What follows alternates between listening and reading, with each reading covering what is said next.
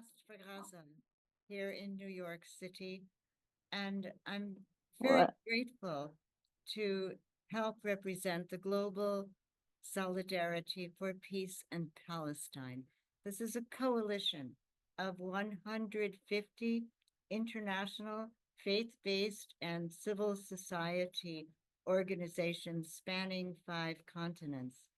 And now, as Palestinians find themselves at a new precipice and in advance of meetings scheduled at the United Nations in mid June, we're most fortunate to hear from the 4 speakers who join us today, Zuhaira Kamal and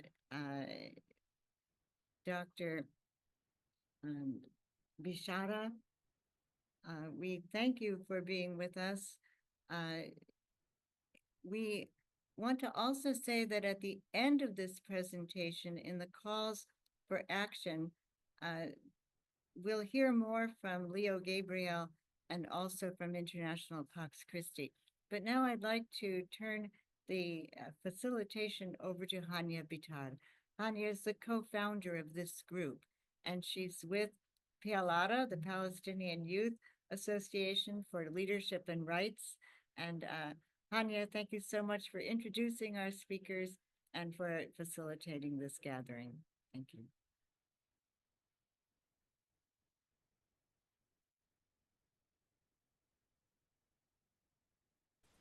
Sure. Thank you, Kathy, a lot.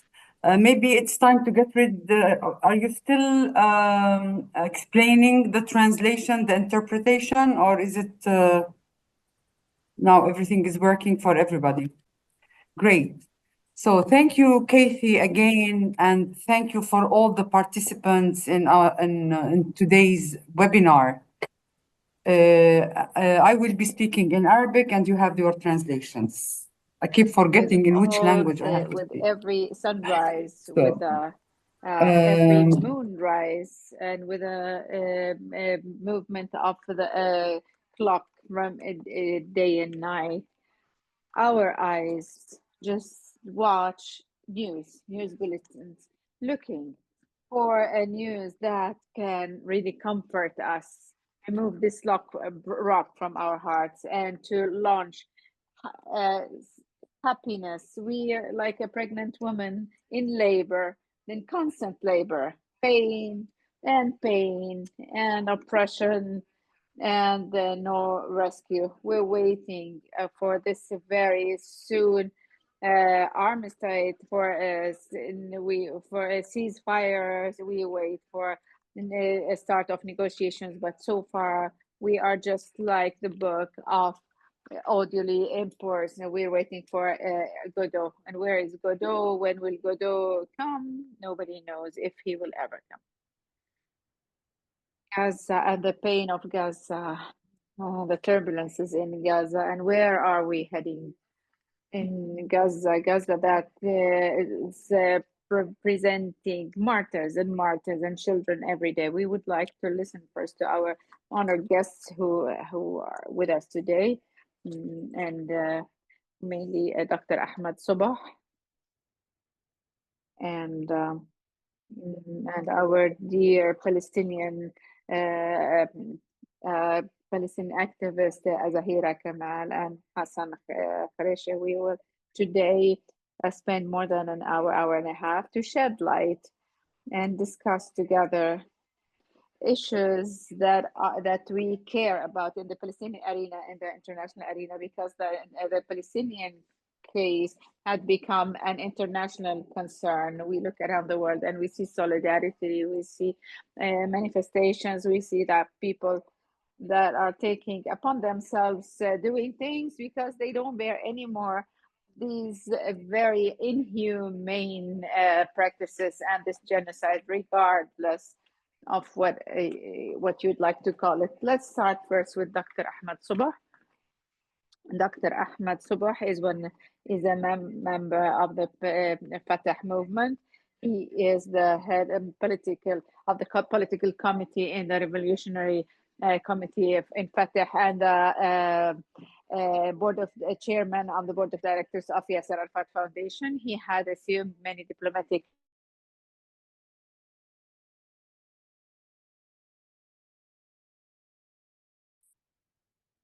and he was the deputy of the Ministry of Foreign Affairs and expert, deputy of Ministry of Planning. We're happy to have you with us. Please, if you would like to tell us first about your vision, what do you think of what's happening in Gaza? Where is it heading to? What is the solution? And to this question, you have 3 minutes to answer because there's a number of questions that we'd like to ask. Thank you, Hania. Thank you all for giving me this opportunity. The first comment first that after almost 20 months of this genocide against Gaza and the aggression by Israel that is supported by the subsequent US administrations. So this genocide, this massacre is still going on regretfully. Up till this moment, there are about 55,000 persons were killed, in addition to those who were not found, to the missings, and in addition to 125,000 wounded, and in addition to the holistic destruction that has taken place in Gaza. And of course, now this is continuing to the West Bank, to the north of West Bank. So our first comment is that what is really happening, the centrality of this whole thing against us as Palestinians, is that this aggression should stop. This flood of blood should stop, and that saving children should take place. So this is the central concern to anyone, to any policy, to any, this is the goal. My second comment is that the Palestinian history did not start on October 7th, and the Israeli occupation didn't start on October 7th. So trying to forge history by Israel and its supporters should be back to them, because Palestinian people has been enduring for 100 years these policies. And up till now, so October 7th was only one of the consequences of this oppression that is still there, that is still being practiced against Palestinian people. But and regretfully, in the past 10 years, and for sure before October 7th, there was no political horizon for the ending of this occupation. This occupation has closed, and of course, during the subsequent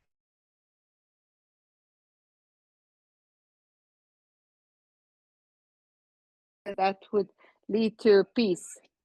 On the contrary, has annulled all agreements it had signed on, and what we see today in the field is just complete denunciation of the international humanitarian law and all conventions. And what's happening is really very blunt, and they of course announced that we want to make lead people to famine. And also although we appreciate the solidarity of people around the world, yet we could not yet stop this flood of blood.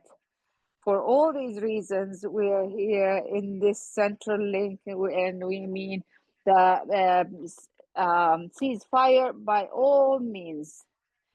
Just whether was it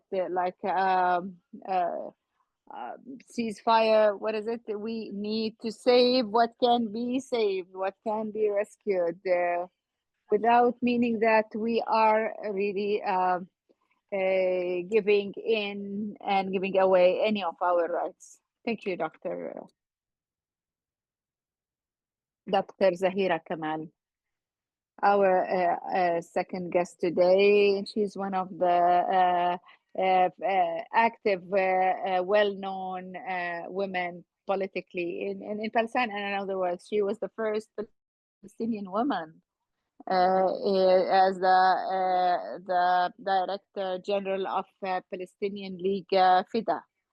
She's one of the leading women, and she is a role model to many young people, males and females, who listen to her, to me.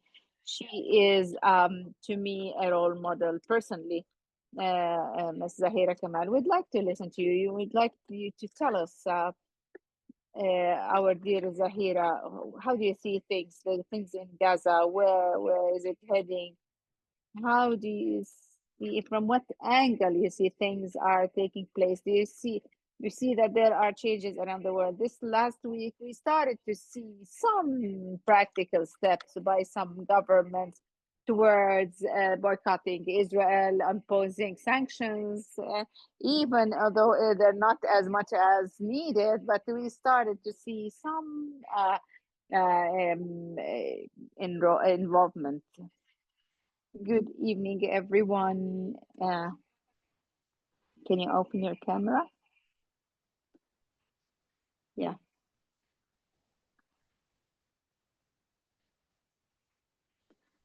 So, and actually, we are living in a very, very difficult situation. And this reminds me at times, I was like talking to some people that in the first Intifada, we used to feel as if we were part of those who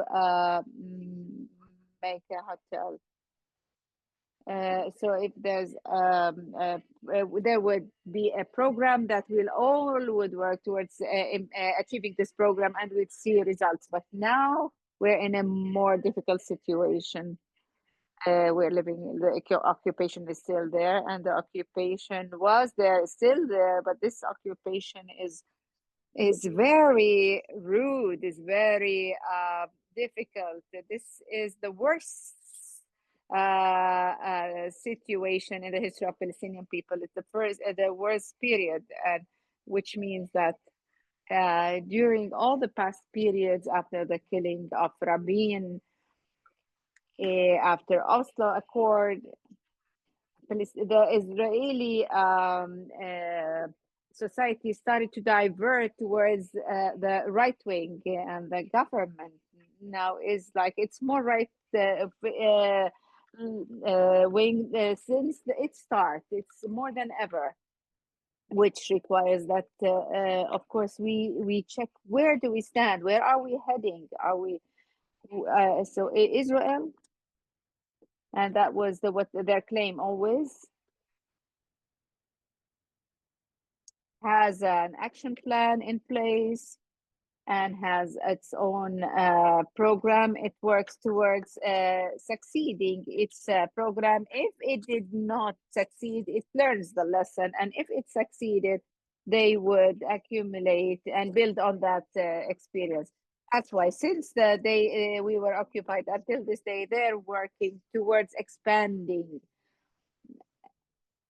and expanding this and to annex all regions through building settlements, confiscation of lands, and to practice all kinds of restrictions against our people, so that life becomes unbearable. And if we remember Ishaq Shamir, he used to say this clearly and bluntly: we don't need to kill or to do anything. We will just make life unbearable so that they just elope and leave and not be able to live. We are there now, and Israel is not just like hitting Gaza because of October 7th. No, it had prepared itself since long. They used to do these practices since long. And Rabin in the old days used to say, I would like to wake up one day and find Gaza drowned in the sea. Accordingly, that's what they want. They want a land without people. They're killing people systematically, barbarically, that cannot be perceived. So what are they waiting? People under occupation, what do they expect to happen? People who were displaced from their lands. Gaza, two-thirds of Gaza's people are displaced. They've been under siege for the past 17 years and occupied. And every day there are new constraints, new killings, new policies taken against it. So that was before October 7th. And without October 7th, and this is not only limited to Gaza, what's happening in Jenin, Tulkarem, Nablus, every day there are people who are being killed, who are targeted. So my point is that we as people, we are facing this big problem. It's an epidemic. We need a strategy, a clear strategy on how to move towards achieving and attaining our goals and aspiration is to have our own state and end the occupation. And so end the occupation and then have our own state. Second, we've been into Oslo that have proved that it's a failure by itself. So how can we get out of this thing that's constrained, that's confining us, this accord, this what needs to be discussed and at length. Since 2007 up to now, we've been living in under this division. This division, political division, was a very negative factor that hindered our unification. So instead of making use of the struggles of our people around the world, this division is a negative impact. That's why there's a big problem with the Palestinian leadership. This leadership, since 2006, up till this day, it never ran any elections. And without not having the elections, we won't see any new leaderships that can read differently, that can see differently. And when I was in the Central Committee meeting, if we look at the average of ages that we see, they were all above 70 or 75 years old. And we, our people, most of our people, half of our people are the younger generation. So how can we need to see how would they think? How can they have a stand? This is a process that needs mobility. It needs mobility on the level of settlers. How can we face these? It won't do any good if we just keep talking about peace resistance. These settlers are going confiscating lands, burning lands, firing, shooting people, and stealing their cattle. How can we really just resist them just by praying? We cannot keep on this. We should resist. We should encounter them. We should have a strategy. Israel has strong allies, and regretfully, Western governments are following a different path than their people. Every day we see that there are marches, there are demonstrations around the world supporting Palestinians and Palestinian people and the Palestinian case. So the Palestinian narrative is being heard now, starting to be heard around the world, but at the same time, this government, this day, even though it's even these governments who are completely convinced by the Palestinian narrative, they did not recognize the state of Palestine. So we need to recognize the Palestinian state. Why not? In Britain, in France, in Spain, in Italy, in Greece, why not? It's very important to recognize the Palestinian state. Same applies for yes, I do agree with you, but I need to stop you here because we'll come back to you with other questions. But regarding your analysis, that you've conducted regarding when you said that we should have a clear plan, where are we heading? And you said during the first intifada, the path was clear, the roadmap was clear, but now we are somehow lost. Let's move on to Dr. Hassan Khreshe. He's a Palestinian, well-known Palestinian political person. He's well known. He's well known for his stark analysis and political analysis. He belongs to the Palestinian National Current, and he is well respected by many Palestinians, thinkers, and analysts. My question to you, this road, this unclear road that Dr. Zahira had just mentioned, if we add to it that according to the latest statistics that were conducted by the Palestinian Center for Policy and Survey Research, it said that the political parties, and what happened on this poll had happened in May 6th. He said that 32% were support Hamas, 15% support Fatah, and 12% to different streams like FIDA, and support different streams like FIDA and Democratic Party and all others. 34% are just independent, so not having a clear road before us as Palestinians. In addition, that the partisan mobility is in recess. 34% of people don't belong to any party, and the other parties, they should form the democratic spectrum. How can this play a role in saying that we have a clear path to end the occupation, and to have international supporters? What do you think?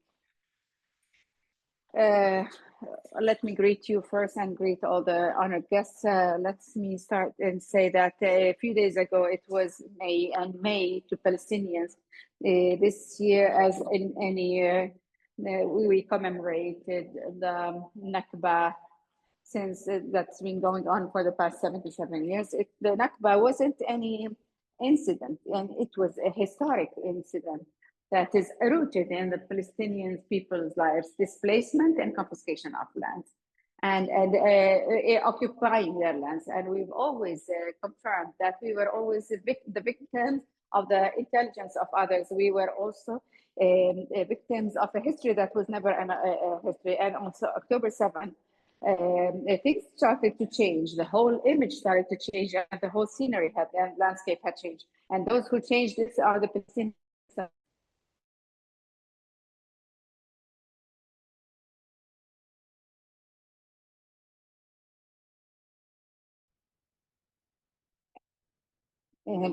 And this wouldn't have been done without having a leadership. They've done a lot. They've sacrificed their lives, their children, and their families.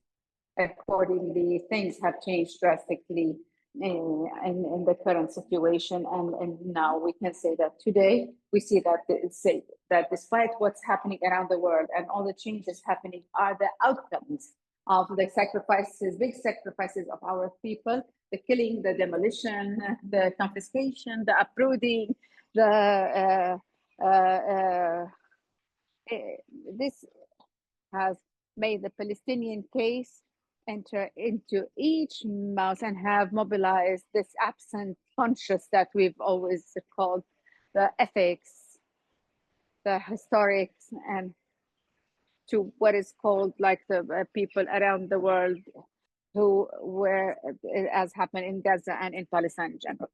Now, I personally feel that history is the history of Palestinian people is written by our blood. And can you hear me? Yeah, we can hear you. However, we reiterate here that the enemies of Palestinian people and Zionists who are there are all these titles, these that are designated not to have outcome. We Palestinians feel that we've been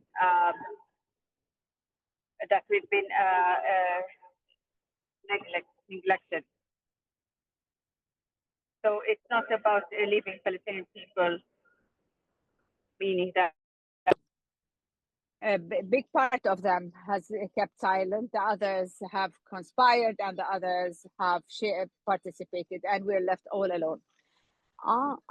On the Palestinian ending of division, and as we've seen in the different polls, this is very natural because we see that these parties regretfully have met in Beijing after 59 days of the start of this war, the genocide. And it's still living its conflicts and never considered the blood that was shed and the magnitude of what happened on October 7th. So they've isolated themselves, and Palestinian people and Palestinian resistance were isolated as well. When we say now Palestinian partisans and Palestinian political, many people don't believe what they've lectured. There are no more the interests of Palestinian people. I feel that we were neglected this day, where this is a very big historic reality. This is an existence war against Palestinians. They're targeting the resistance and the negotiators who are still awaiting the from the Americans settlements and illusions of solutions that we've seen for many years. So we need to stop it here, especially under these circumstances, that all should go to the root of the cause. We are people, that we need to end this Nakba that had taken place for the past 77 years. And actually, when I listen to people and politicians and influencers, and they speak as if the occupation has nothing to do with what is happening in the Gaza Strip, and that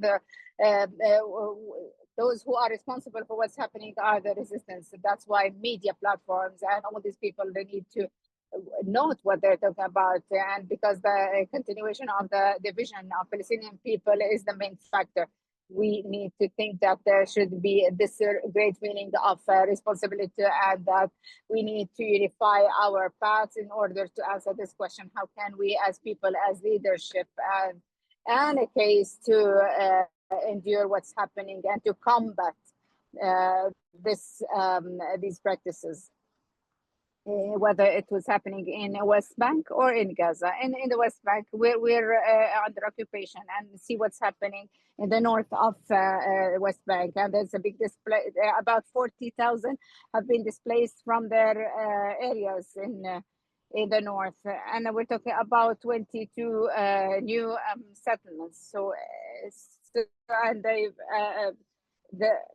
and of course, when Sharon had left the Gaza Strip, they had moved to the West Bank. So this is an existence war. So we need to have this solidarity among us, and to have based on the unity of our people, and not talk about a two-state solution. This is history and does not have any future in what we're living. Thank you,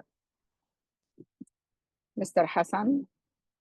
And talking about a two-state solution, it's true that in half a month, in June, and within half a month, a conference will be held for a two-state solution that will be hosted by the UN, sponsored under the auspices of Saudi Arabia and France. And between 12th to 14th June, many delegations from the Israeli and Palestinian sides will go to Paris to prepare for this conference, to prepare the missions and the letters to the world. And of course, they that the slogan they're working under is yes for a different, yes to a different future. That's the slogan. And the participants will be from civil society organizations, former officers, and about 100 Palestinians from Gaza who were displaced abroad. So the requirements and the demands that they will ask for, one of these demands is to have an immediate ceasefire in Gaza and to the corpses of bodies of martyrs and the aids to Gaza and to find a sustainable reconstruction for Gaza plans and the mutual recognition of each other between Israelis and Palestinians through political solutions. This conference that will be held in mid-June. We'd like to hear what do you think about it, Dr. Asma Ahmed Subah? What do you think of that? Is there still a thing that is called two-state solution? Are there other options, or is there something in the horizon, or it's just something we as Palestinians, how do we perceive this? We as you're a representative from Fatah. Tell us what do you think about this conference and the horizon of a two-state solution? When we started this talk, you gave me 3 minutes and I adhered to them. And I thought of giving you an introduction. So, and what Ms. Zahira said was important. What Mr. Hassan said was also important. But they said that it started and it ended. No, because they didn't commit to the 3 minutes I asked them to. But you were better than them. But since you introduced me as a former diplomat, I will commit to your to the time assigned to me. For sure, what's happening now is very important, and it's what determines everything in the future. I started to say that the central link needs to be the ceasefire, to stop the aggression and to unify our paths and to save our children. However, the international mobility is still continuing. As you said, it's an initiative by Saudi and France, and the decision was taken by in the UN Assembly that it would be in New York before Paris. That was the first suggestion. It's an international conference, and this conference, the title is to save the two-state solution and so forth. To me, I have a problem with the concept. I don't care about the two-state solution. I care about the Palestinian state that is based on ending the occupation accordingly. I do support that we identify exactly what we say. As Palestinians, we need to end the occupation and to have our own independent state. Now, was it to say so what? I don't care about Israel. I don't care. I want to implement international legitimate resolutions that seek to end occupation holistically, all settlements, in order to give the Palestinian people the chance to have their right in having their own state also. One time, we say that the people, the world is not listening to us, and on other occasions we say thanks to the world that they're listening to us and that they're supporting us. Let's say that the people of the whole world are supporting us, but what we're facing now is the absence of support of Palestine, of Arab government support. But one time we would thank France and we treat her as a friend, and other times we curse her. We need to identify, we Palestinians, how do we see things? It's true that the Western world, in its broad concept, had, of course, is perceiving Israel in a different way, and that they've created this lie that it's a self-defense thing. And self-defense is now understood as defending settlements and defending occupation. And now any killing for an Israeli is called anti-Semitism. there are other opinions from Japanese, Latin American, others who think that Israel is committing genocide and Israel is a war criminal and that Palestinian people are occupied and are being killed and they need to meet their objectives and goals is to have their own state. Another point is the two-state solution or one-state solution. I completely do not agree that the Palestinian would say that we need a one state under the current circumstances because Israel is terminating a two-state solution. So if we want a one state, it's a river to the sea. But this is academically, this would look attractive, but at the same time, it would annul all national rights that are consolidated by all. Accordingly, Israel has no problem to have settlements in Ramallah, to build its own settlements in Ramallah. Netanyahu or Ben Gvir are in charge. Tomorrow, people will start to, Palestinians will start to vote. We need to make sure that the whole world has agreed that we need to end occupation. And to have this, the independent state on our own land. So this is what we need to adhere to. Without having the interference of how do we raise our children, our grandchildren, that this is a phase and that's not the end of the journey. And then as for the recognition of the state of Palestine, when they ask what do you mean by recognition of a Palestinian state, I would say no, the opposite. Israel is trying to create new political facts in order not to have these two states, because to recognize a Palestinian state will lead to many consequences. Some states have recognized us as a Palestinian state, like the Czech, like even when the Soviet Union was there. Now they're voting against us in everything, and still they could not get out of this recognition that their state as a state solution, that a state, and we still have an embassy in each of these countries. Of course, our embassies are facing challenges, but still Czech and Hungary, they recognize Palestine, and we have ambassadors in each of these countries. So the recognition of the state of Palestine is something merely political, but it's not enough. When France states that I'm considering this recognition, we say that they are too late to say this, but it is still important. But this needs to be followed with other procedures, like to stop financing Israel, to boycott it, commercial boycott to Israel, and to also those who carry dual citizenship, Israeli and British or Israeli and French. These need to be tried in those countries as war criminals who came and killed our children in Gaza. So such circumstances, boycotting settlements, all this is important.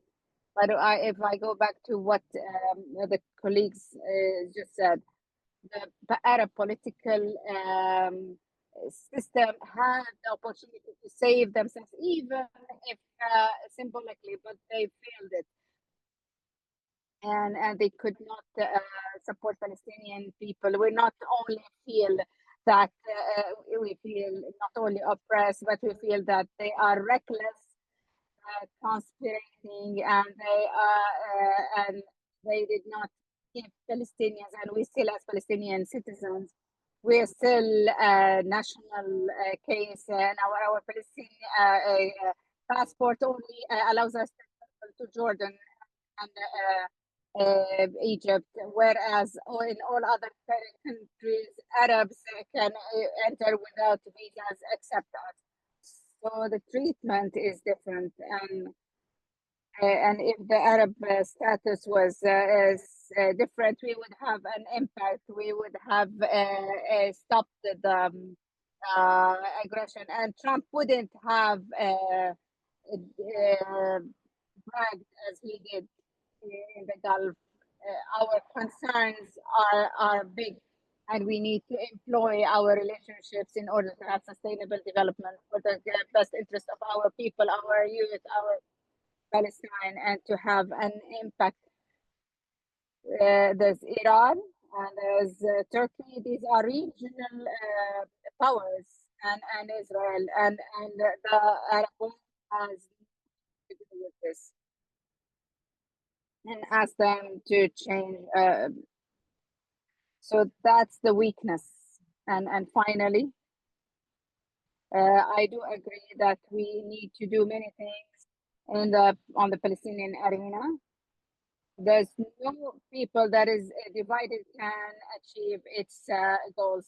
Accordingly, the national negotiations reconsider. We were all required to give sacrifices. We're all facing the same issue. We're all under occupation. Uh,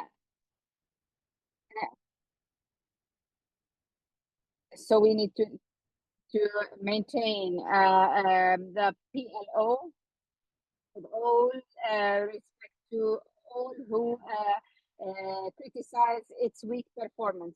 Yes, I don't have a problem with this, but we should not ever forget that it is a representative of Palestinian people, and we need to reconsider all its components because it should represent all Palestinian people. And I'll be very happy when I see there's opposition, because without this, there will be not real democracy. I do agree with you that having democratic elections for Palestinian people on all levels, not only on the Palestinian, on the Legislative Council level and PNA's level. Palestinian actions need to change. The civil society needs to be democratic. We don't have any democracy in our life. And to all, so a political faction, and no one has any legitimacy without the support of others.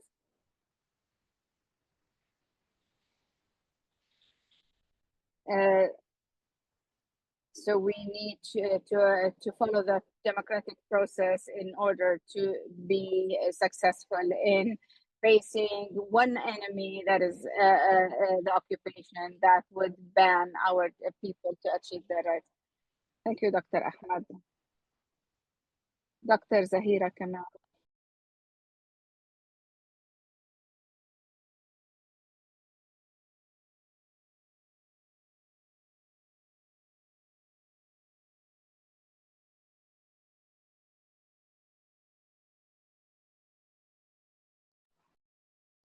If you remember, we were at one point, we formed something that we've called, and we've worked on that. It's called the International Women's Commission for Palestinian-Israeli Peace.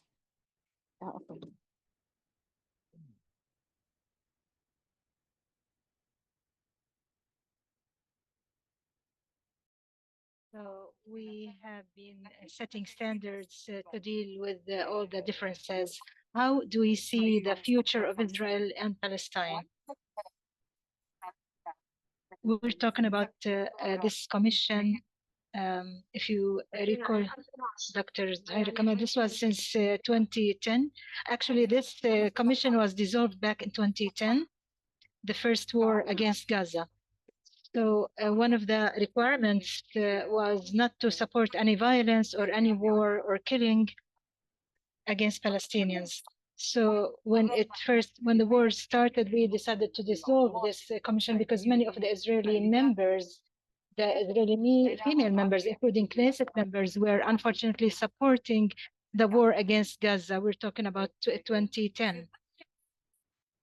As we have been experiencing a number of situations, how to looking for the two-state solution based on the international standards and conventions and all these struggles. Do you see any horizon for all this about what's going on in New York and the call for the two-state solution. Is there still a horizon for all this, or do you see otherwise, or do you see other solutions to get out of the occupation situation? We were born and we are still under occupation. Thank you. I would like to thank Dr. Ahmed Subh for his input, and because he clarified a number of issues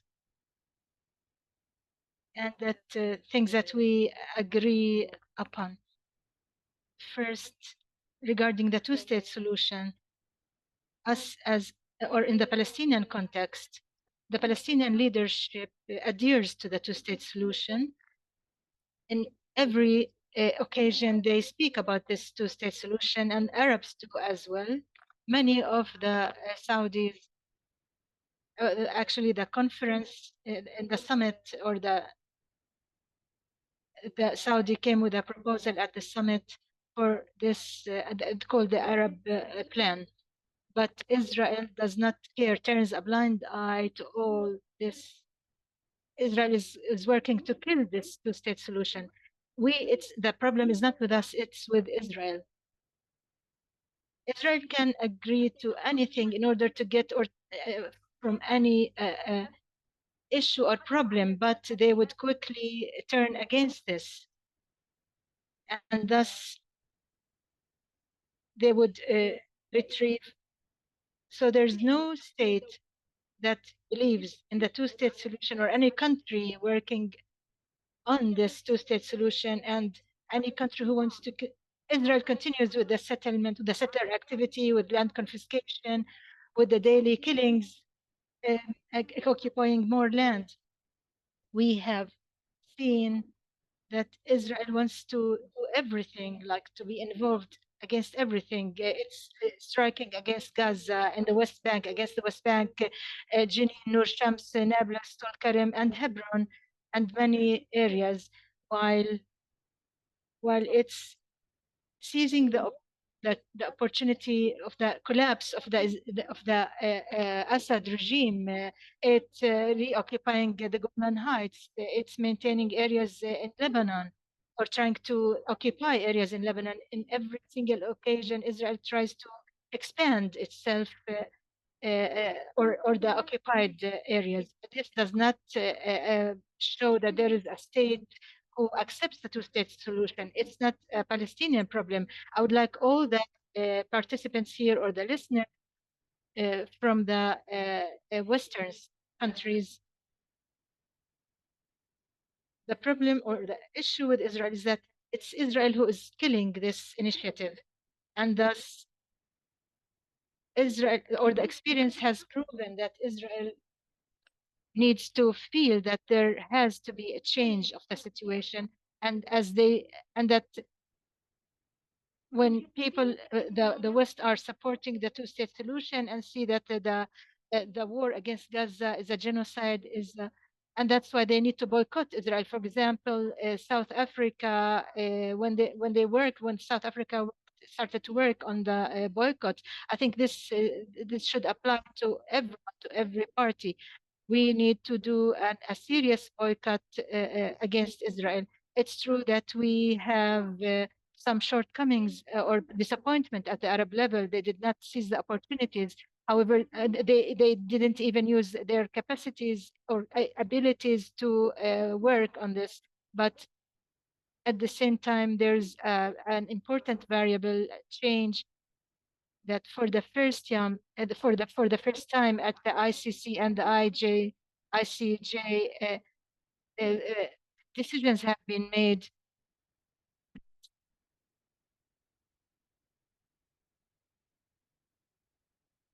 there is a genocide taking place, and that the president of this state, the Israeli state, is a war criminal, and they needed to seize this opportunity. The countries such as France, who is saying that it wants to hold a conference with Saudi Arabia for the two-state solution, or to dissolve this state, they need first to implement the decision made by the by the ICJ and the ICC by arresting these criminals, war criminals who are leading the wars against Palestine. And thus, this is no secret. They are on the social media day and night. We hear every day, we hear statements indicating that a genocide is taking place. They are encouraging the killings and the genocide. No decision was made against the settlers, the Israeli settlers, who are called the Hills Youth, or the Hills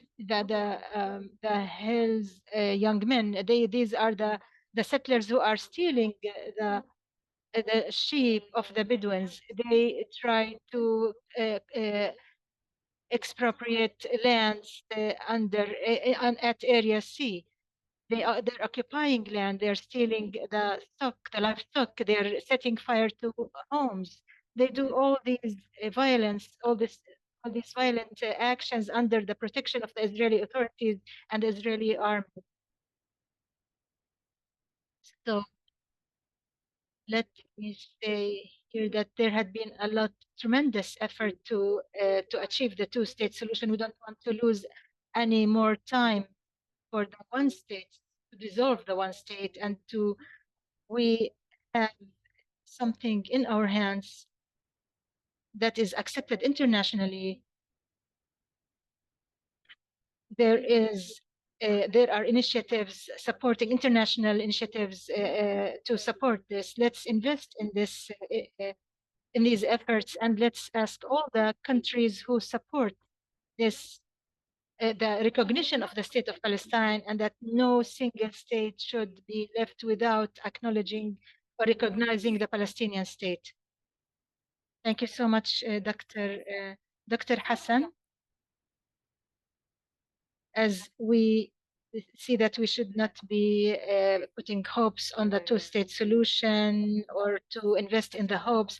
The history and the experiences have proven, just as Dr. Zahira said, that even if there are some horizons, Israel would be frustrating them. So where do you see the solution? How should we prepare for the future?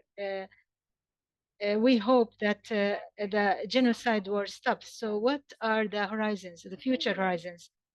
First, let's talk clearly. We have to thank all those who demonstrate for the sake of Palestine, whether in Britain, in the States, in the Western countries, and to look positively at the changes, at these major changes that are taking place in Europe in particular by the states who are clear today, even though it is still in the stage of statements or speeches. We want actual action taken on the ground. We hope that our brethren in the Arab world to seize this opportunity to hide behind these European changes, to take a real role to supporting the Palestinian people. I think this is one of the hopes or the wishes. It's not a reality.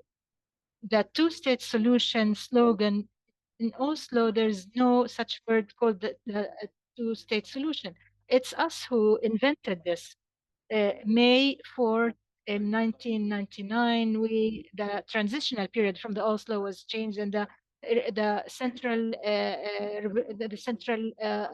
council in Gaza was to embody the Palestinian state on the Palestinian land, but this unfortunately did not take place. And so today, it was Bush, the son, who said 23 or 24 years ago, he said about the project, that the project starts with the two-state solution. And today on the ground, what do we see? In fact, what we see is that more than 60% of the lands are Area C. The Israelis and the Americans have taken decision to annex such areas to start with. And second, there is an occupation of the northern part of the West Bank through these refugee camps, by canceling the refugee camps as space and as existence or presence, because they want to destroy or to devastate the Palestinian state, or the concept of the Palestinian state. So by accepting or by considering the Palestinian refugee camps who have without right, and of course when they want to cancel the UNRWA or the Palestinian refugee camps, this means that the Palestinian project, the Palestinian States project does not exist, it no longer exists. Today, they want to hold a conference in New York with the presence of many people and representatives. As I said, the recognitions should be mutual. The mutual recognitions should not only be between Palestine and Israel, but among the Arab states, the remaining Arab states who support the Palestinian cause and Israel as part of the project that needs to be implemented. I believe the two-state solution is today far-fetching, and we have to stop using or hoping about or wishing for this two-state solution, because they want to find for the Israelis new pretext to look for solutions, as if what we are the ones who should always be providing solutions, as in the 2002 Arab Initiative and other conferences similar to that, the summit in Cairo, etc. So today, I believe, is the Israelis are speaking clearly about the two-state solution, with the concept that there is a state for the settlers in the West Bank. And this is what is taking place on the ground. This is the reality. The displacement, for example, in the Jordan Valley, more than 400 families have been displaced from this area, from the Jordan Valley areas. And this is something and they have become part of the Israeli settlements. We are talking about 298 settlements recognized according to the Israeli news, and there are settlement outposts that are being legitimized and through the Knesset procedures and Knesset and the cabinet's decisions. So we need to stop using this term. We need to continue our struggle. But to keep talking about the two-state solution, and we are not part of the Arab regime that sold us at the first instance when Trump came here, and when he went to the Arab world and took trillions of dollars. Nobody talked about Palestine, nor Gaza, nor the injuries or the martyrs in the Gaza Strip. Nobody dared to speak about that, or to speak about the food and the starvation, and they did not dare to speak to Trump about all these issues. In Palestine, we need to be clear. We are the Israel is going to all the Israeli goes to the Arab world, to the Arab capitals as masters and without any fear, whereas we are being humiliated by the Arab leaders who never supported us at this point. We need to be clear, as we said in the beginning, we're against a normalization with the Israelis. We need to speak clearly, because part of the Tufan al-Aqsa, or the al-Aqsa flood, was against a normalization, and because this was like a stab into the back of the Palestinian cause. I think with the conferences taking place in Saudi Arabia and other countries regarding the two-state solution, I think it's a waste of time. It's merely a waste of time, and giving more opportunities for the Israelis to continue with their genocide war and the displacement war, including against the West Bank, to end the Palestinian, or to put an end to the Palestinian cause. We need to wake up. As just as there is a conscious wake up in the West, there has to be a similar one, a real wake up among the Palestinian also political factions, and to be aware that there are also sacrifices made by our people, by our leaders, and we have always to be at the level of this challenge and of this. And if I think otherwise, we will be separated, and we will be far from our hopes and wishes. I reiterate that we have to achieve national unity. What happened, for example, in the Palestinian Central Council meetings, whatever happened, there was a legal quorum, but the political quorum was missing. And thus we hope for this meeting to end the internal split. We have to admit that we are facing a historical curve in our history, and we have to unite. We have to unify our efforts away from dialogue or disputes. It was once said that we were the sacrifice in the history. We need to to work this, we need to make this history. I think the resilience of our people in Gaza, despite all the sacrifices and martyrs, it had shown a model to the whole world that a Palestinian can always steadfast, and that's what we see clearly when the resistance can say no to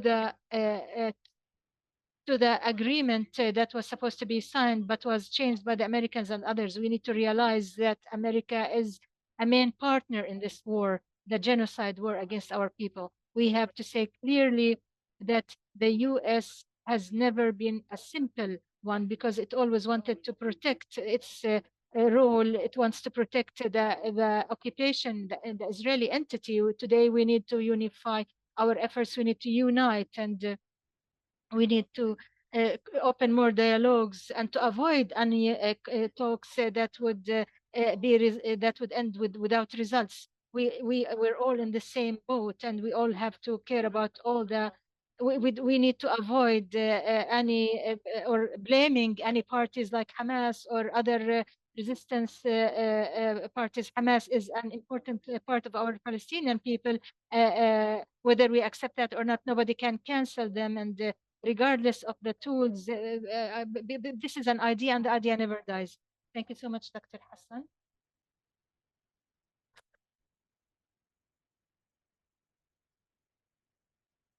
We can see you clearly, and you're wearing, yeah, we can see you very clearly.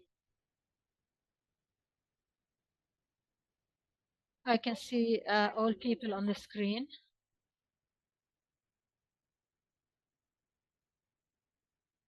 We have our own conscience, and we agree about things. Okay, let's go to our colleague Suzanne Smith, who has taken questions from the participants, more than 75 participants.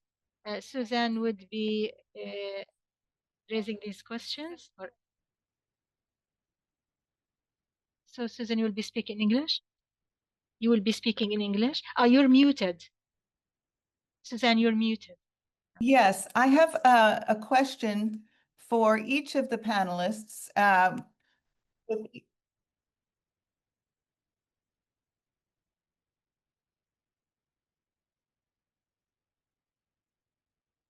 Whoever has a problem, please select the language, whether English or Arabic. So please go ahead, Susan. Yes, first I would like to thank all of the speakers, and I would like to bring attention to a particular comment by Professor Dr. Mazen Kamsiya, that this is a classic program that does not wish to bring a dialogue about the best methods to move forward, and that it's a pushing an agenda, a Palestine Authority agenda. This is absolutely not the case. This is an attempt to open the floor to dialogue. Historically, we've heard from representatives of the PA, and of course, the position of Hamas is clear on the media, but this is an effort to listen to more voices. And to go back to the topic at hand, which is the two-state solution conference hosted by Saudi Arabia, I have here the concept paper that was presented by Saudi Arabia and France. And off of the top, we know that France has not yet recognized Palestine. So it is not an impartial arbiter. And we know that Saudi Arabia, for its many, many faults, one of which is its relationship with President Trump's son-in-law, Jared Kushner, which is tied to settlement building in the West Bank. This said, the concept paper does not refer to the genocide once. It does not refer to a two-state solution based on the 67 borders, resolutions 242 and 338. It does not refer to UN General Assembly Resolution ES 1023 of May of 2024, which speaks about the International Court of Justice rulings, and it does not mention ES 1024 of September 24, which was a decisive and comprehensive resolution that left the door open for, among other things, invoking Chapter 7, sanctions against Israel, the possibility of taking Israel off of the General Assembly, and also putting in a UN peacekeeping force to protect the Palestinian civilians and to allow the flow of UN aid. So this being the case, and the voice of many of you, our four speakers, participated in July of 2024. There was the Beijing Declaration, where Dr. Mustafa Barghouti, under the National Unity Initiative, brought 14 parties together to speak for all parties to come together. As some of you had alluded to, now is the time for Palestinian unity. So if each of you could talk about moving forward, how do the Palestinians have one united voice for self-determination at this time? And also to reference a question by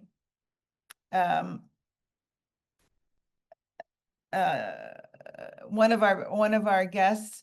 She states, what will the two-state solution look like if not Bantustans? Will it have an airport? Will it have a military, etc.? So if each of you could answer in 2 minutes, and also keeping in mind that it was the Palestinian Authority that agreed to this plan. So where do the Palestinians go from here?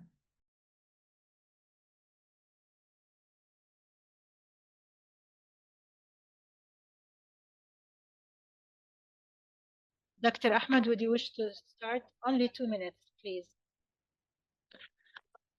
In a nutshell, I don't agree with the statement that whatever Israel is doing on the ground, including killing of the Palestinian state, is something that we have to agree on or to accept, or to give up, or to give up the two-state solution topic, which I understand is an embodiment of the independence of Palestine, of the state of Palestine. Therefore, no, we would not save the international community from carrying out their duties, even if this necessitates more isolation of the Palestinian government at all the international arena or international forum. The New York conference on the 17th of this month, led by Saudi Arabia and France, this doesn't mean that I agree with the concept paper that Ms. Suzanne talked about. There is no doubt that this statement that you have, or the text that you have, I'm not justifying or trying to interpret. It's a statement that France is closer to you than Saudi Arabia. Saudi Arabia is saying that there's no normalization without a Palestinian state, and we appreciate this. We demand Saudi Arabia to always maintain and implement what it says or what it claims.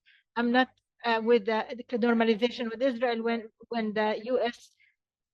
claims that there's only one path to the negotiations regarding the state. This is meaningless. Only when there is a state embodied and the end of the occupation, it becomes a different story.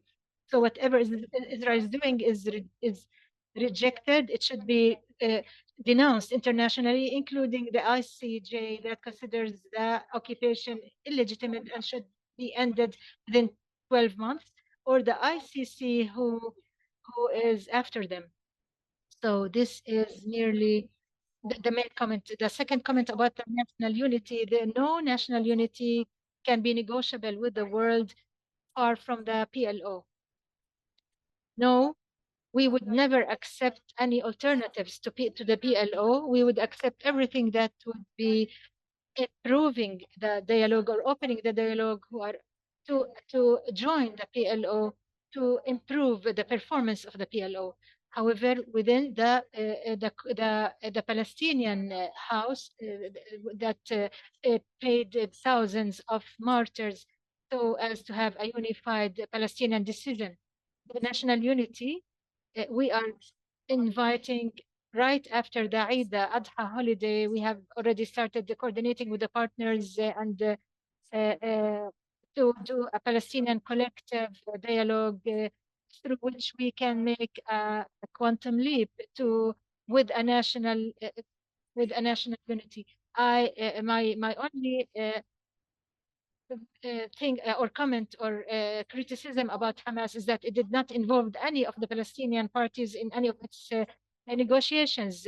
It goes to America, who's a partner in the war, and it goes to the Arab partners, but does not knock the door of the Palestinian brethren or colleagues, even if we have conflicts or differences, even if the Palestinian presence would be more important than any other regional presence.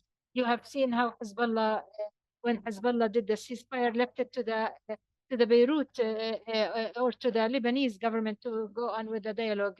Our colleagues in Hamas should have spoken to us for negotiations that would represent the entire Palestinian community, even if we have differences.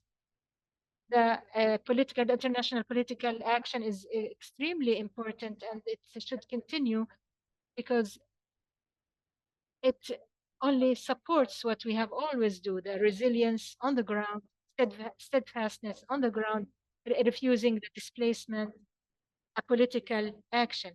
Whereas Israel needs, we need to work in the international forum so that because if it's only if the struggle is only between Israel and the occupied, the Palestinians, Israel can impose a certain reality, but we resort to the international political action to mitigate and or to reduce this gap. However, Israel doesn't want any international movement or any international action or initiative to be a success, so as to deal with us separately, individually. The political action is important and is only for the sake, the best interest of the Palestinians. Dr. Zahira, if you wish also to answer, but please make it short because there are too many questions. I don't have too many things to add, but I see that the normalization with Israel should be also is at a stage that needs procedures that would implement or would the decisions by the ICC and the ICJ, what happens on the ground in Gaza can never be accepted. It's never acceptable. No human mind can accept there is a possibility to normalize with Israel after all that. This Israeli state is a state of crimes. It's a criminal state against our people. And therefore, no decision of the normalization should be taken. The Palestinian leadership must stop the coordination with Israel and must end and must, speaking economically and security-wise, Israel is only doing a one-side solution, or Israel wants all of its goods or commodities to go into the West Bank while preventing the access to West Bank products or the Jerusalem access to West Bank products. Jerusalem in particular. The other issue is that what is taking place at all the international arena should be invested, should not be frustrated or thwarted by accepting the normalization or accepting that tolerance or forgiving Israel to all the crimes that it did is acceptable. Israel should be held accountable and should be also the Western countries, especially the European countries who were pushing, who were paying huge amounts to support the Palestinians, to empower the Palestinians. This should Israel has to pay the price for all that. And there needs to be court cases across the world, the entire world, against what Israel is doing. And Israel should pay compensation for all the destruction of the schools, the hospitals, roads and infrastructures, water and electricity, because this was only from the taxpayer money, the European taxpayer money. Israel must pay the price for all that. The other thing which I would like to address, sometimes the position of the Western countries have conditions or requirements. Lost her voice, sorry.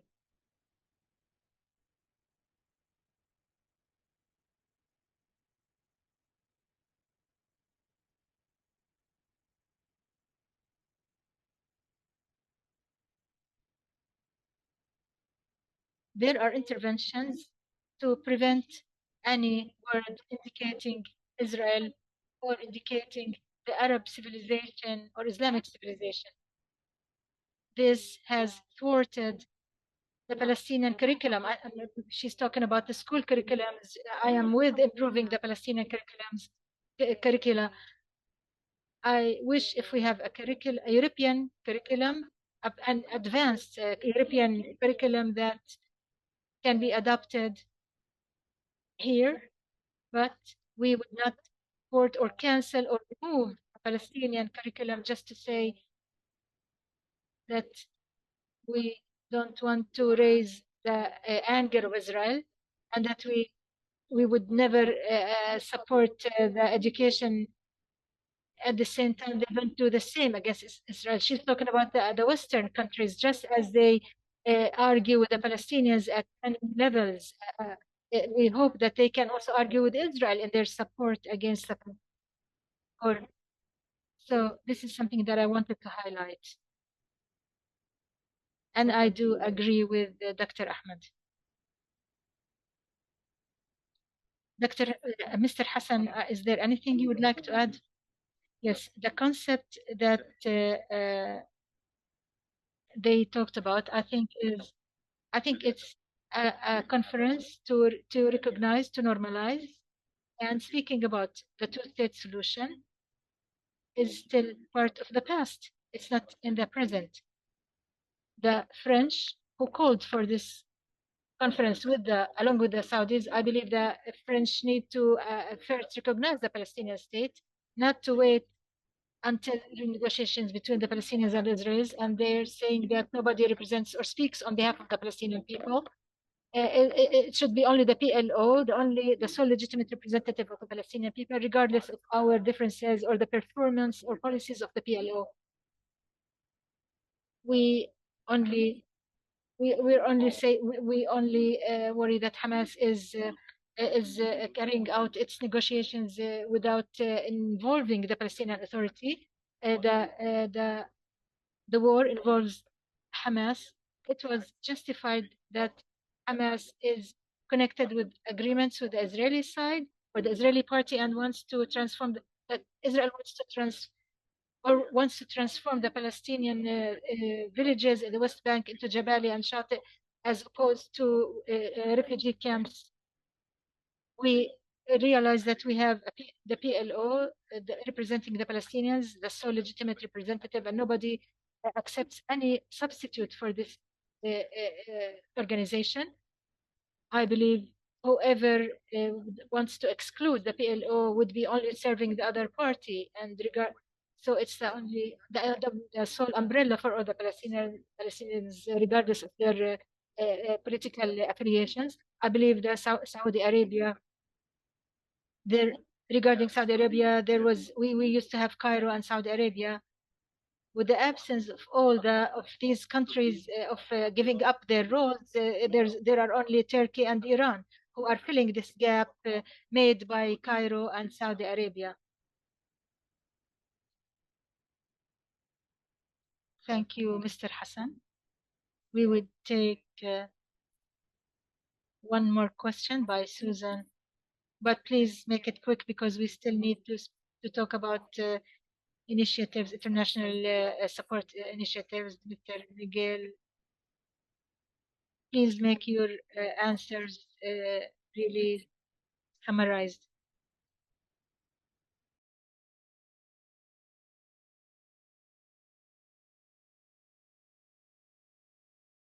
It was a mistake.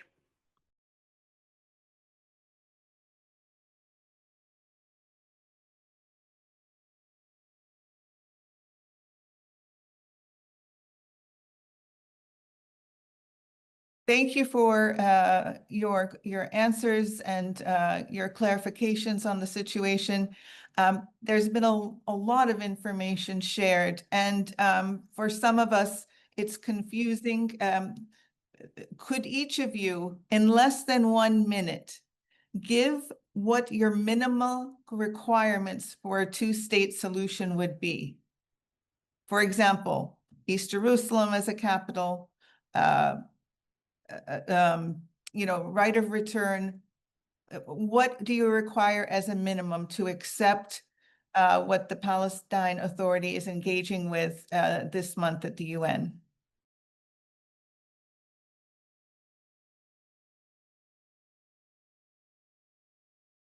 Dr. Ahmed, please list the requirements. In a nutshell, there is no Palestinian who would accept less than 1 centimeter less than the West Bank borders, including the West Bank and the Gaza Strip of the independent Palestinian state. The Palestinian people has made their historic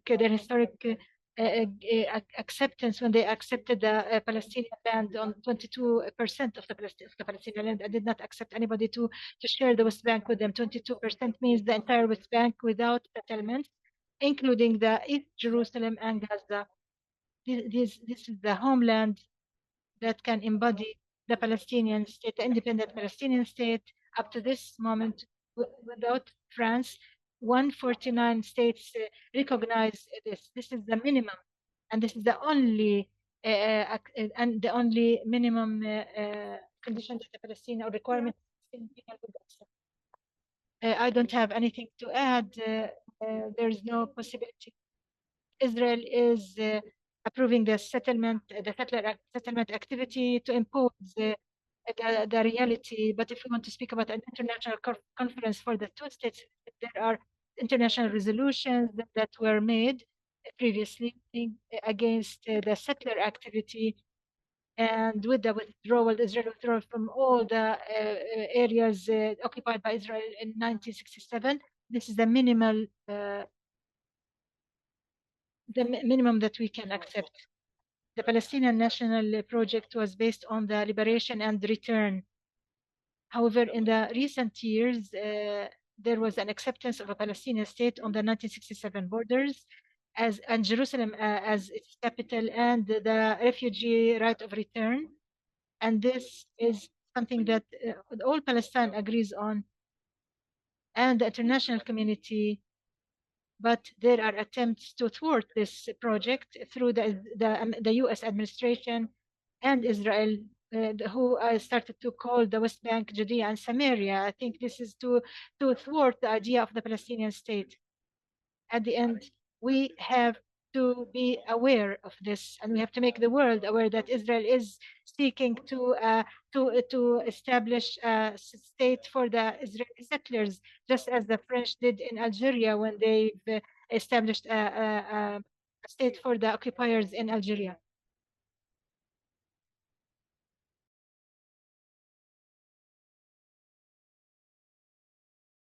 Dr. Mazen Komsi, you have 3 minutes to share your opinion.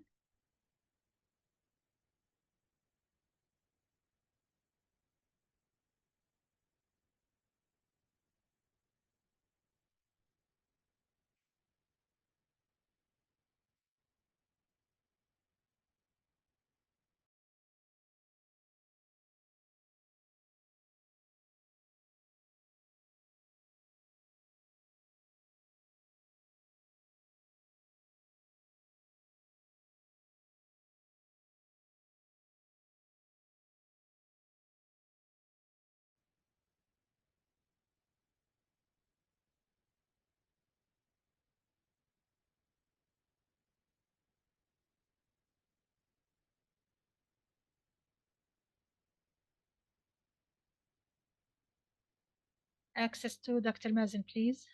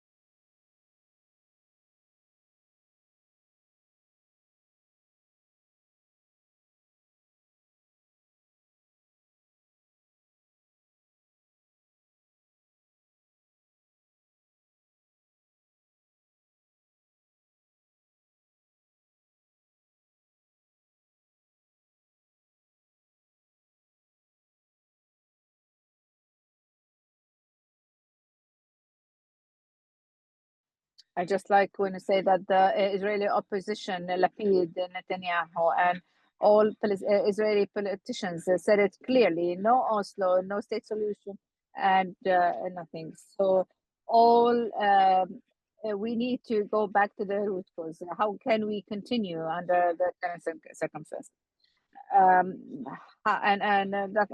Mr. Subah asked for half a minute. I still insist that state of Palestine with the borders of 1967. Faisal Husseini, the later Faisal Husseini said it. If some insist to look east, we will have to look west. I come from Haifa, and I always insist that I'm from Haifa. And those who do not want me to live in Ramallah, I say I would live in Haifa. But logic and international law state that it should be the state of Palestine with the borders of 1967. Thank you. Thank you for our honored guests who we have enjoyed to listen to them. And Dr. Mazen, we're not trying to market a solution, but these are talks. The Stute solution that will be held in a conference by the UN.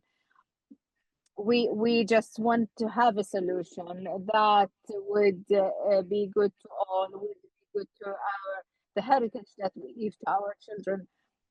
And from now we move on to Mr. Elio Gabriel, who will tell us about one type of solidarity, international solidarity with us as Palestinian people and with Gaza.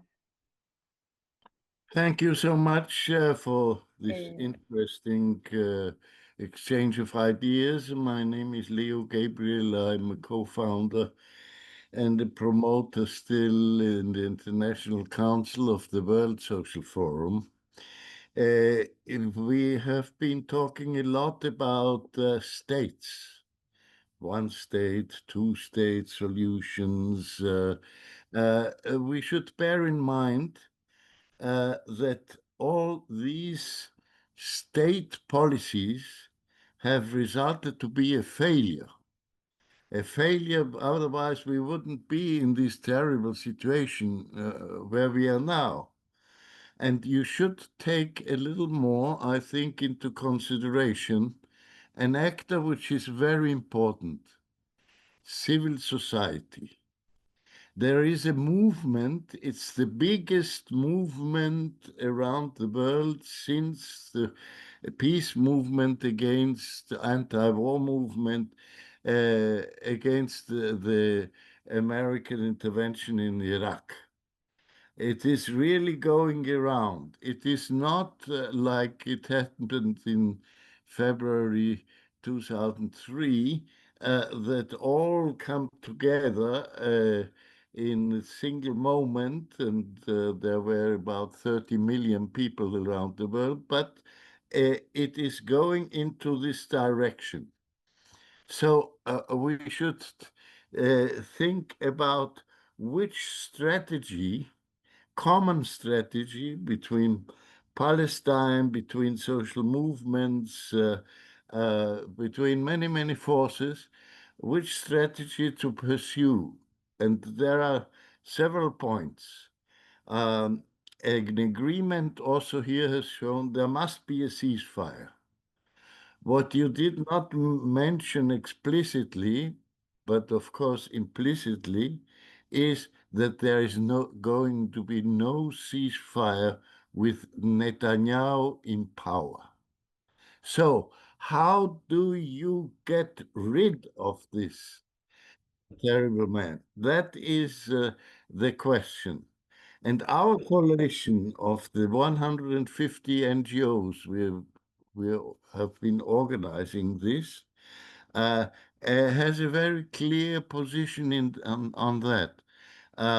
We are asking for the implementation of Chapter 7 of the Charter of United Nations, which means the deployment of an international peace force of tens of thousands of soldiers in the Palestinian territories. You would say at first, but that is not possible because the United States are blocking the Security Council.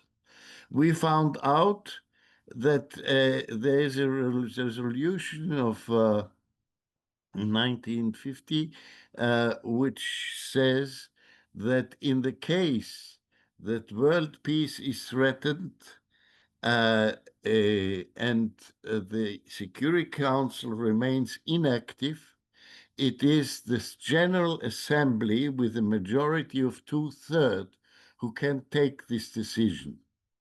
As you know, there has been several occasions that the General Assembly has voted with majority of 2/3, for instance, on the issue of humanitarian help for Palestinian territories, but this is more difficult because it is involving actions which might lead to confrontations. But without that, it is difficult to conceive either of one-state solution or of two-state solution, since we do not bring in the forefront this civil society. There is an initiative, for instance, now for the 15th of June that in coordination of a civil society actor in Palestine, which is a trade union core, to march, organize a march on Gaza at the same time that the ships are going to reach with Greta Thunberg, also the Gaza. We have to build a common front and to have a common strategy which could change the relation of powers and not only fix something and try to see whether in Saudi Arabia or wherever these meetings are going to take place, that they will solve the problem. I think it is good that we are concentrating on our roots. Everybody here in Palestine has a root in civil society. That's the voice of the people. And please follow the strategy which has been voiced already several times in preparing, in proposing a solution for this terrible nightmare we are living in. Thank you very much.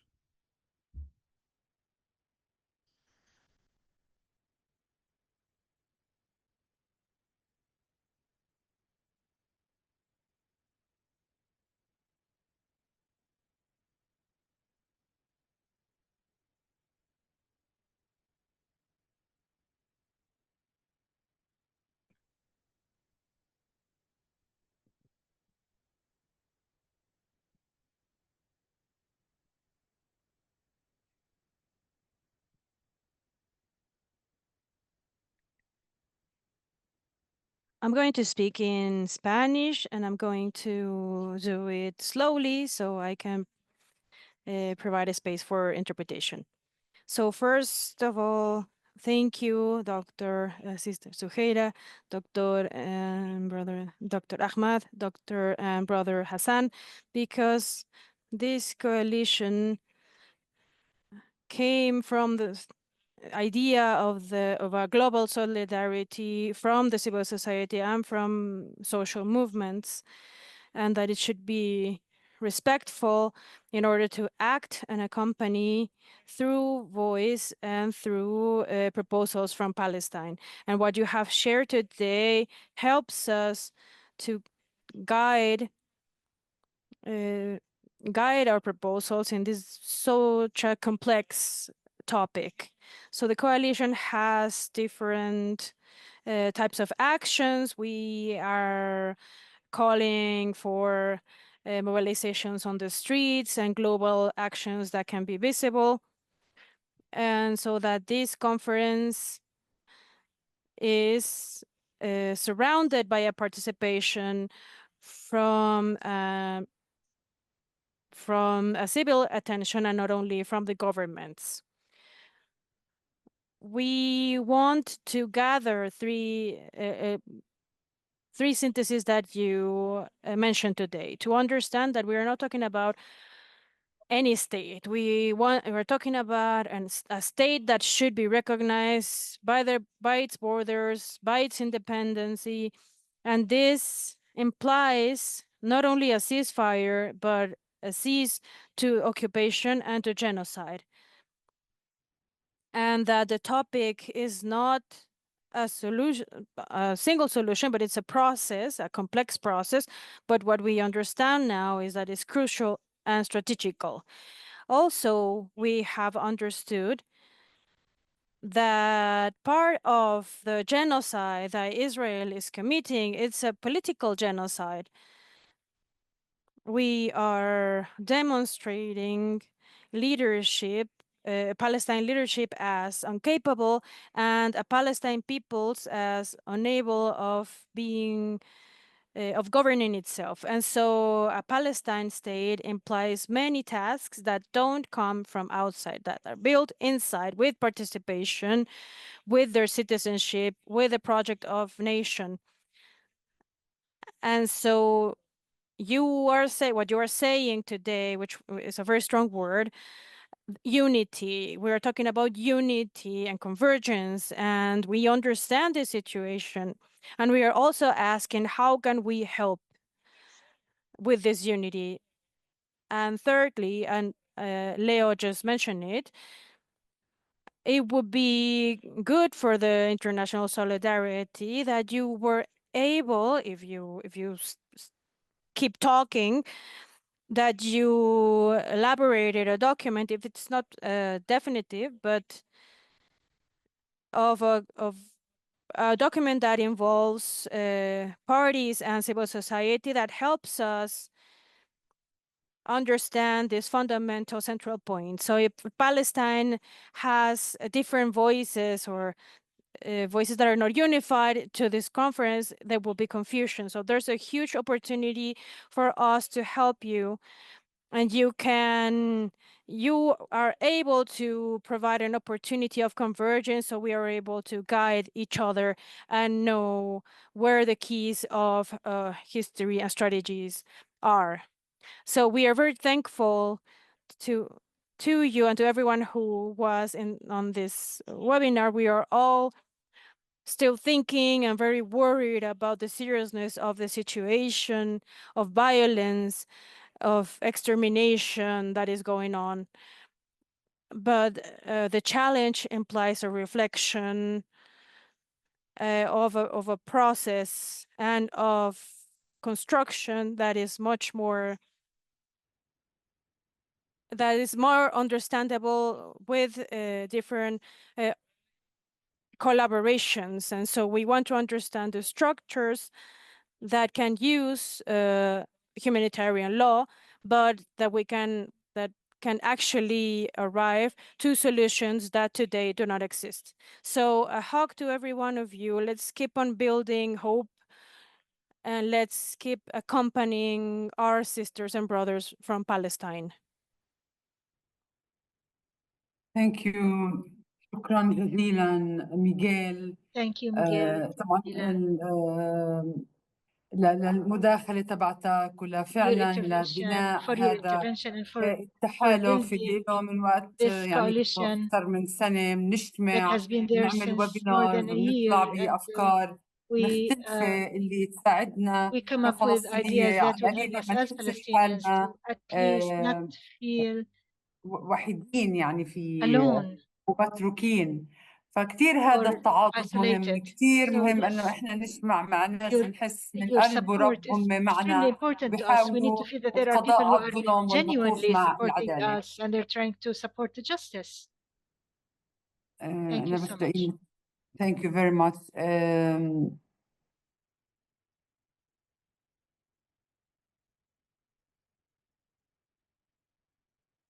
Thank you to our dear guests, Dr. Ahmed Sabah, Mr. Hassan Kharishi, and Ms. Zahira Kamal. Thank you for your participation has been extremely important to the listeners. We need to listen to each other, of course, and uh, it's like a motivation how we can expand our horizons to analyze and see things from a different perspective from people who are pretty experienced and have a long national experience. So on behalf of all the participants here today, I would like to thank you all and to thank the organizers of this webinar, the administrative staff, the interpreters, the funding also to pay for the translation, and who gave us access to their hosting. We always hope that if anybody of you would like to share, we have every Monday, we have a meeting at 6 Palestine time.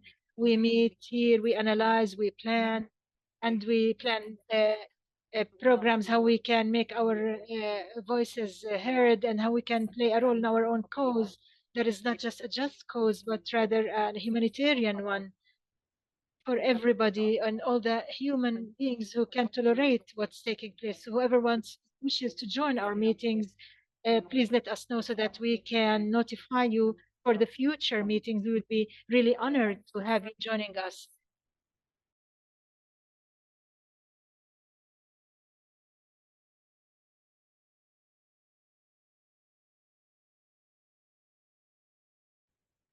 Thank you so much, Hanya. I have to leave you now. Sorry.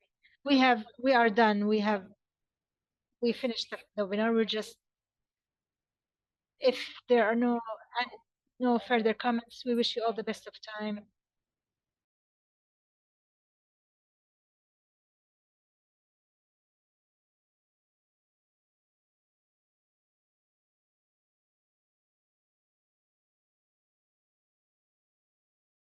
Thank you all.